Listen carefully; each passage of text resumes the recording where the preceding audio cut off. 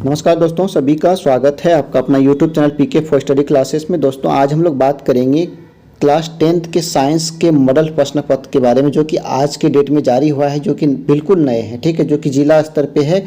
तो आज हम लोग नए वाले जो मॉडल प्रश्न पत्र पेपर जारी हुआ, आपके सारे सब्जेक्ट का 5-5 मॉडल प्रश्न पत्र पेपर जो जारी किया गया है, आज हम लोग उसके पहला सेट को, साइंस के पहले सेट को हम लोग सोल्यूशन करने वाले हैं। तो आप लोग वीडियो के साथ बने रहेंगे और लास्ट तक जरूर देखेंगे। ठीक है, जैसा कि आप स्क्रीन पे देख रहे हैं कि मॉडल प्रश्न पत्र पेपर 2023, ठीक है, ये कब किस विषय का है? विषय विज्ञान का है। क्लास किसका है? 10th वाले बच्चे जो बोर्ड एग्जाम देने वाले 2023 में, जो कि आपका 14 मार्च से एग्जाम स्टार्ट हुआ है,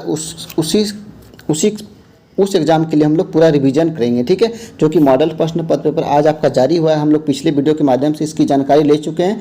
तो आज हम लोग इसके साइंस का पहला जो सेट है उसको सॉल्यूशन हम लोग करेंगे। हर सब्जेक्ट का 5-5 सेट है, सब्जेक्टिव और ऑब्जेक्टिव दोनों। ठीक है, 5-5 सेट, 5 सेट ऑब्जेक्टिव का है, 5 सेट सब्जेक्टिव का है। तो हम लोग सारे एक एक करके सारे सेट का हम लोग सॉल्यूशन कर लेंगे और पूरी तरह से रिविजन कर लेंगे, याद कर लेंगे, ताकि बोर्ड एग्जाम में आपको कोई प्रॉब्लम होने वाला नहीं है। ठीक है, तो चलिए हम लोग बिना देर किए क्वेश्चन पे आते हैं। किस किस क्लास के लिए?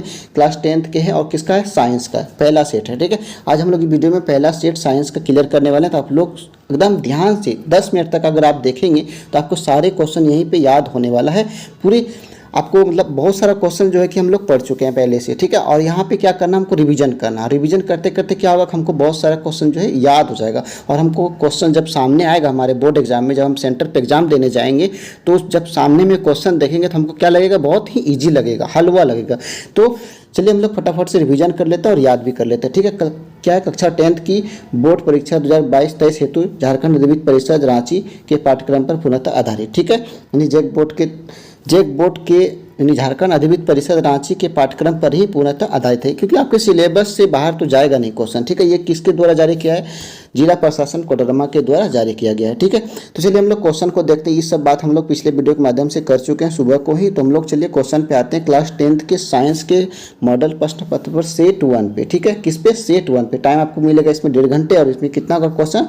40 मार्क्स का क्वेश्चन पूछा जाएगा। ठीक है, तो चलिए हम लोग देखते हैं कि पहले हम लोग कौन कौन सा क्वेश्चन पढ़ चुके हैं, कौन कौन सा क्वेश्चन हमको पढ़ना है। ठीक है, देखिए नया क्वेश्चन इसमें आपको कितना आएगा, उसमें आप कमेंट करके बताएंगे कि सर इससे पहले हम लोग नहीं पढ़े थे, जो कि इस मॉडल प्रश्न पत्र में पढ़े हैं, और जो पढ़े थे उसमें भी आप हमको कमेंट करके जरूर बताएंगे। ठीक है, तो चलिए पहला क्वेश्चन देखते हैं कि निम्न में से कौन सा पदार्थ लेंस बनाने के लिए प्रयुक्त नहीं किया जा सकता। देखिए पहला क्वेश्चन हम लोग जो साइंस के मॉडल प्रश्न पत्र पेपर पढ़ रहे थे प्रीवियस ईयर का, उसमें भी ये क्वेश्चन था कि निम्न में से कौन सा पदार्थ लेंस बनाने के लिए प्रयुक्त नहीं किया जा सकता। कौन सा होगा? देखते ही आपको समझ में आ गया कौन सा होगा। जल, ये तो है, ये तो उपयुक्त में आता है।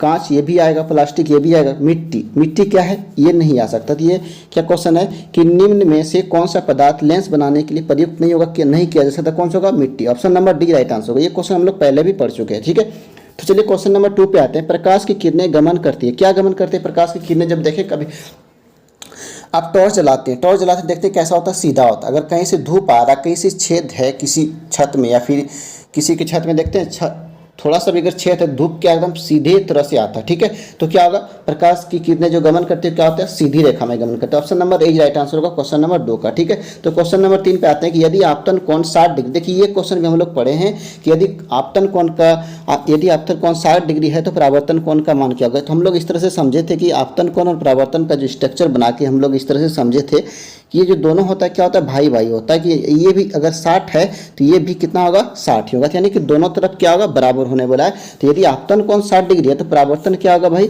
60 डिग्री होगा। तो option number B right answer होगा 60 डिग्री। ठीक है, कहता है पानी में अंशतः डूबी हुई पेंसिल टेढ़ी प्रतीत होती है। पानी में अंशतः डूबी हुई पेंसिल टेढ़ी प्रतीत होती है। क्या अपवर्तन के कारण, परावर्तन के कारण, या प्रकाश के कारण, या उपयुक्त सभी? क्या क्वेश्चन नंबर 4 का जो आंसर होगा वो जाएगा ऑप्शन नंबर ए, अपवर्तन के कारण। अपवर्तन के कारण ही जो होता है पानी में अंततः डूबी हुई जो पेंसिल होती है वो टेढ़ी दिखाई देती है। आप लोग भी देखे होंगे। ठीक है, चलिए क्वेश्चन नंबर 5 पे आते हैं कि किसी माध्यम के अपवर्तनांक का मान, किसी माध्यम के अपवर्तनांक का मान जो होता है क्या होता है? Sine I by sine R, sine R by sine I, या sine I x sine R, या फिर डी पे होगा sine I plus sine R. क्या होगा? क्वेश्चन नंबर 5 का जो होगा option number A right answer होगा sine I by sine R. ठीक है, क्लियर है क्वेश्चन? क्वेश्चन नंबर 5 का जो ऑप्शन होगा option number A right answer होगा। ठीक है, चलिए आते हैं क्वेश्चन नंबर 6 पे कि निर्वात में प्रकाश की चाल। ये क्वेश्चन सभी लोग जानते हैं। निर्वात में प्रकाश की चाल कितनी होती है? क्वेश्चन नंबर 6 का 3 × 10⁻8 मीटर प्रति सेकेंड, ऑप्शन नंबर यही राइट आंसर होगा। ठीक है, तो मानव नेत्र, देखिए क्वेश्चन नंबर 7 पे आते हैं कि मानव नेत्र अमीनेत्र लेंस की फोकस दूरी को समायोजित करके विभिन्न दूरियों पर रखी हुई वस्तुओं को फोकसित कर सकता है, ऐसा हो पाने का कारण क्या है? ठीक है, जरा दृष्टि दोष, समंजन या फिर निकट दृष्टि या दीर्घ दृष्टि। क्वेश्चन नंबर 7 का जो आंसर होगा वो जगह असमंजन। ठीक है, option number B right answer होगा। ठीक, क्लियर यहाँ तक। क्वेश्चन नंबर 8 पे आते हैं हम लोग कि नेत्र के आगे का भाग उभरा रहता है, जिसे कहते हैं, क्या कहते हैं? स्वच्छमंडल, कॉर्निया, दोनों या इनमें से कोई नहीं। क्या होगा? क्वेश्चन नंबर 8 का जो ऑप्शन होगा कॉर्निया। क्या होगा? कॉर्निया। ठीक है, चलिए आगे बढ़ते हैं। क्वेश्चन नंबर 9 पे आते हैं कि नेत्र गोलक के लंबा हो जाने से कौन से दृष्टि दोष उत्पन्न होता है? निकट दृष्टि दोष, दीर्घ दृष्टि दोष, जरा दृष्टि दोष या सभी? क्या होगा? नेत्र गोलक के लंबा हो जाने से कौन सा दृष्टि दोष होता है? क्वेश्चन नंबर 9 का होगा option number A right answer होगा, निकट दृष्टि दोष। ठीक है, क्वेश्चन नंबर 9 का option number A right answer होगा, निकट दृष्टि दोष। चलिए आगे बढ़ते हैं। क्वेश्चन नंबर 10 पे आते हैं। क्वेश्चन नंबर 10 है कि अवतल लेंस द्वारा किस दृष्टि दोष को दूर किया जा सकता है? अवतल लेंस द्वारा किस दृष्टि दोष को दूर किया जा सकता है? निकट दृष्टि दोष, दूर दृष्टि दोष, जरा दृष्टि दोष, इनमें से कोई नहीं। क्या होगा? क्वेश्चन नंबर 10 का होगा निकट दृष्टि दोष। Option number A right answer होगा, निकट दृष्टि दोष। ठीक है, क्वेश्चन नंबर 11 है कि एक इलेक्ट्रॉन पर कितना आवेश होता है? ये क्वेश्चन आप लोग सभी जानते होंगे। एक इलेक्ट्रॉन पर कितना आवेश होता है? क्वेश्चन नंबर 11 का 1.6 × 10⁻−19 कूलाम होता है। तो option number A right answer होगा 1.6 × 10⁻19 कूलाम। ठीक है, चलिए आगे बढ़ते हैं। क्वेश्चन नंबर 12 के 2 ओम, 3 ओम, 6 ओम के प्रतिरोधक के पार्श्व क्रम में जोड़ने पर उनका समतुल्य प्रतिरोध क्या होगा? क्वेश्चन नंबर 12 का जो आप लोग फॉर्मूला पढ़े होंगे, 1/R बराबर क्या होता है? 1/R1 + 1/R2 + 1/R3, सभी लोग जानते हैं। तो 1/R1 का मान कितना है? 1/2 + 1/3 + 1/6। ठीक है, अगर आप इसको एलसीएम लेंगे तो कितना एलसीएम आएगा? 6 आएगा, यहाँ पे 6 आएगा। ठीक है, एलसीएम 2, 3, 6 का एलसीएम लेंगे कितना आएगा? 6 आएगा। कितना आएगा? 6 आएगा। तो 6 लेंगे तो यहाँ पे कितना होगा? 3 + 2 + 1, यानी कि 6/6 को जब कटाएंगे तो कितना आएगा? 1 आएगा।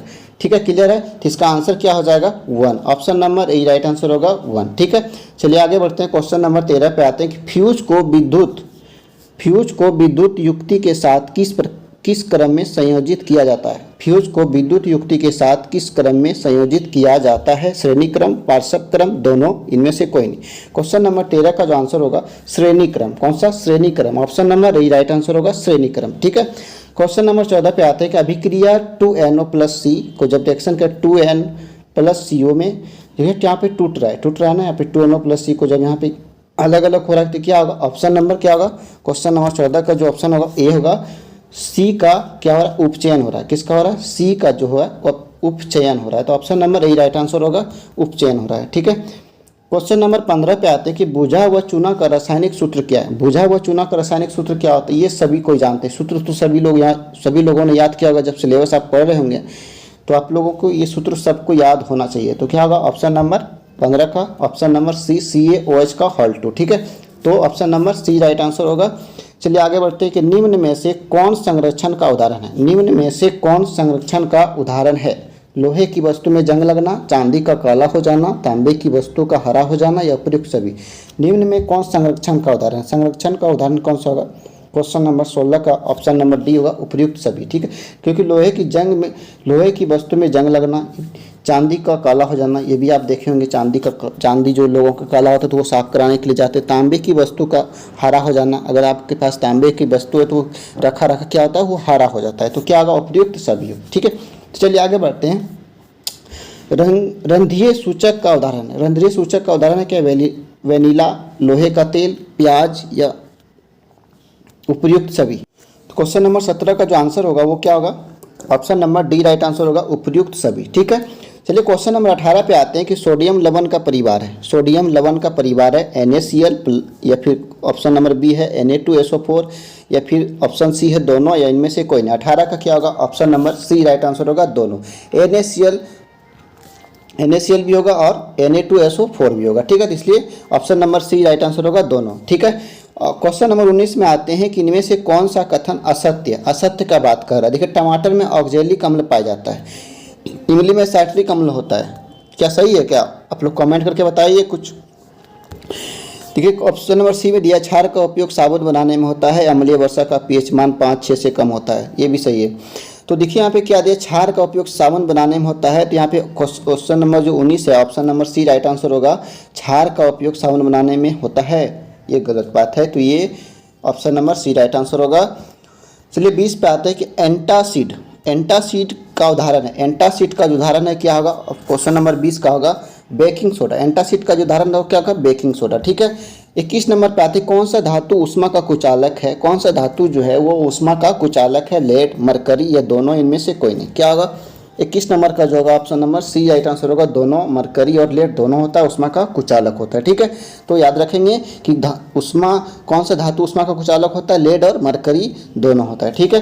क्वेश्चन नंबर 22 पे आते हैं कि निम्न में से कौन सा कथन असत्य है। फिर असत्य वाला क्वेश्चन आ गया कि निम्न में से कौन सा कथन असत्य। आप लोग पूरे क्वेश्चन को, जब आप एग्जाम हॉल में बैठेंगे तो आप इस क्वेश्चन को पूरे पढ़ने की कोशिश करें, क्योंकि यहाँ पे लास्ट में असत्य दिया है, ठीक है। अगर आप आधा क्वेश्चन पढ़ेंगे तो यहाँ पे आपका क्या होगा, क्वेश्चन गलत लग सकता है, इसलिए आपको क्वेश्चन को पूरी तरह से पूरे पढ़ना है, ठीक है। तो यहाँ पे असत्य का बात हो रहा है, तो क्वेश्चन नंबर 22 का जो आंसर होगा ऑप्शन नंबर, देखिए यहाँ पे क्या दिया है कि आयोडीन चमकीला धातु है, हीरा सबसे कठोर पदार्थ है, ठीक बात है। गैलियम और सोडियम का गलनांक बहुत कम है, ऑप्शन नंबर डी दिया है ऑप्शन नंबर ग्रेफाइट विद्युत का कुचालक है, ठीक है। तो यहाँ पे देखिए क्या है कि ऑप्शन नंबर सी दिया है कि गैलियम और सोडियम का गलनांक बहुत कम होता है, ये गलत बात है। तो यहाँ पे option number C right answer होगा, गैलियम और सोडियम का गलनांक बहुत कम होता है, ये option number C right answer होगा इसका।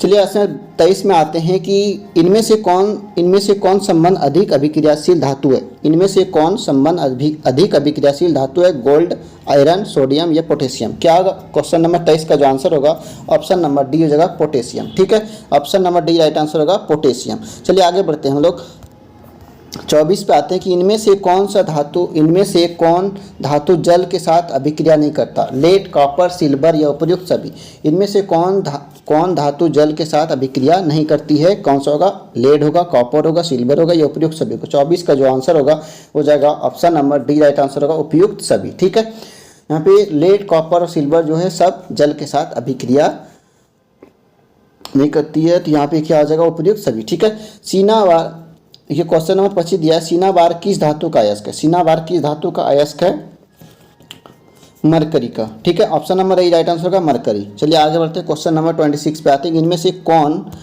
इनमें से कौन ऑक्सीकारक का उदाहरण है, क्षारीय पोटेशियम परमैंगनेट या अम्लीयकृत पोटेशियम हाइक्रोमेट या फिर उपयुक्त सभी या डी इनमें से कोई नहीं, क्या होगा 26 का जो आंसर होगा वो हो जाएगा सी, उपयुक्त सभी, ठीक है। चलिए आगे बढ़ते हैं, 27 पे मैग्नीशियम पाया जाता है, मैग्नीशियम किस में पाया जाता है, क्लोरोफिल में, लाल रक्त कण में, श्वेत रक्त कण में या इनमें से कोई। तो मैग्नीशियम पाया था क्लोरोफिल में, तो ऑप्शन नंबर बी ए राइट आंसर होगा, क्लोरोफिल में, ठीक है। तो ऑप्शन नंबर 27 का जो होगा option number A right answer होगा।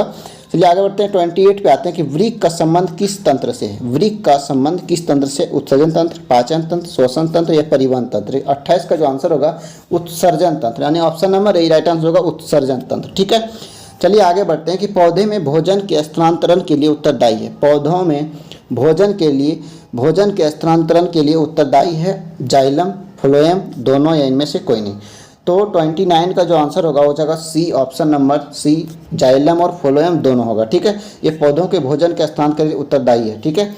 जाइलम और फ्लोएम दोनों हो सकता है, इसमें दोनों होगा, ठीक है। Option number C right answer होगा। 30 पे आते हैं कि थायरॉक्सिन के स्रावन के कौन सा तत्व अयस्क है, थायरॉक्सिन के स्रावन के कौन सा तत्व आवश्यक है, तो यहाँ पर नाइट्रोजन, आयोडीन, कैल्शियम या मैग्नीशियम, क्या होगा 30 का जो आंसर होगा option number B right answer होगा आयोडीन, ठीक है, आयोडीन। चलिए आगे बढ़ते हैं, अगर आपको वीडियो अच्छा लग रहा हो तो लाइक, शेयर एंड सब्सक्राइब कर दें, जितना ज़्यादा हो सके ज़्यादा से ज़्यादा इसको शेयर करें ताकि सभी बच्चे अपने बोर्ड एग्जाम के लिए तैयारी को अच्छे से कर सके, ठीक है। चलिए आगे बढ़ते हैं, 31 पे आते हैं कि कौन सा पादप हार्मोन पत्तियों के मुरझाने के लिए उत्तरदायी है, ऑक्सीजन, साइटोकाइनिन या एस्बिसिक अम्ल या जिब्रेलिन, ठीक है। तो 31 का जो आंसर हो जाएगा option number C right answer होगा, ठीक है। एसबीसी, ठीक है, बोल नहीं पा रहे हैं, मतलब उलट नहीं रहा है, ठीक है। तो आप लोग समझ जाएंगे option number C right answer होगा। 32 का देखिए, वृक्क का संबंध किससे, देखिए ये दोबारा क्वेश्चन ये रिपीट हो गया। वृक्क का संबंध किस तंत्र से है, आप लोग इसका क्वेश्चन जान गए हैं कि हम लोग पिछले अभी तुरंत इसी सेट में इस क्वेश्चन को, देखिए क्वेश्चन रिपीट हो गया, ठीक है। वृक्क का संबंध किस तंत्र से है, 32 का जो आंसर होगा क्या होगा, ऑप्शन नंबर उत्सर्जन तंत्र से, ठीक है। चलिए आते हैं आगे।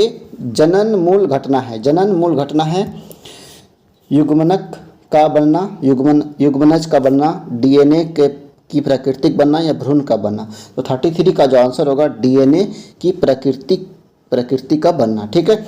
जैव विकास का प्राकृतिक विवरण का सिद्धांत किसने प्रतिपादित किया, जैव विकास का प्राकृतिक विवरण का सिद्धांत किसने प्रतिपादित किया, लमार्क, डार्विन, मेंडल, अरस्तु, क्या होगा 34 का जो आंसर होगा ऑप्शन नंबर बी डार्विन, ठीक है। चलिए आनुवांशिकता का आधार है, आनुवांशिकता का आधार क्या होगा, डीएनए होगा, ठीक है। डीएनए का फुल फॉर्म आप लोग कमेंट में बताएंगे, डीएनए का फुल फॉर्म क्या होता है, ठीक है। आप लोग के लिए होमवर्क है, डीएनए का फुल फॉर्म क्या होता है आप लोग कमेंट करके ज़रूर बताएंगे। अगर आप लोग पढ़े हैं तो ज़रूर बताएंगे, और नहीं जानते हैं तो वही बताएंगे कि नहीं आता है, फिर हम आपको बताएंगे, ठीक है।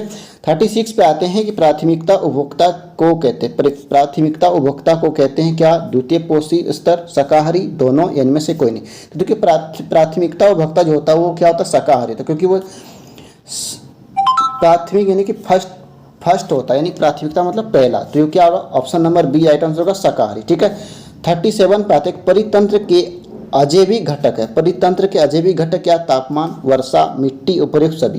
परितंत्र के अजैविक घटक जो है 37 का जो आंसर रहेगा वो उपयुक्त सभी, option number D right answer होगा उपयुक्त सभी। 38 पे आते हैं कि ओजोन परत को सर्वाधिक प्रभावित करने वाला पदार्थ है, ओजोन परत को सर्वाधिक प्रभावित करने वाला पदार्थ कौन होगा, CFC, chlorofluorocarbon, option number A right answer होगा। चलिए 39 पे आते हैं कि इनमें से कौन पर्यावरण मित्र व्यवहार नहीं है, इनमें से कौन पर्यावरण मित्र व्यवहार नहीं है। तो पर्यावरण के मित्र जो नहीं है उसका आंसर होगा स्कूटर मोटरसाइकिल से जाना, स्कूल मोटरसाइकिल से जाना, ज़रूरत नहीं रहने पर बिजली का स्विच बंद कर देना, ये सही होगा।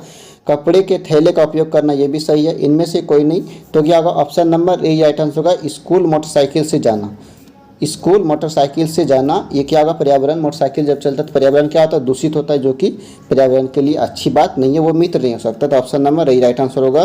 चलिए आगे बढ़ते हैं लास्ट क्वेश्चन पे। चिपको आंदोलन की शुरुआत कब हुई थी, चिपको आंदोलन की शुरुआत कब हुई थी, 1970 में, ठीक है, option number A right answer होगा। तो आप लोग का साइंस का क्लास 10th का फर्स्ट सेट समाप्त हो गया, ठीक है। तो हम लोग अब नेक्स्ट वीडियो में नेक्स्ट सेट का सॉल्यूशन करेंगे। तो अगर आपको वीडियो अच्छा लगा हो तो लाइक, शेयर एंड सब्सक्राइब जरूर करें। फिर मिलते हैं नेक्स्ट वीडियो में, तब तक के लिए थैंक यू, जय हिंद।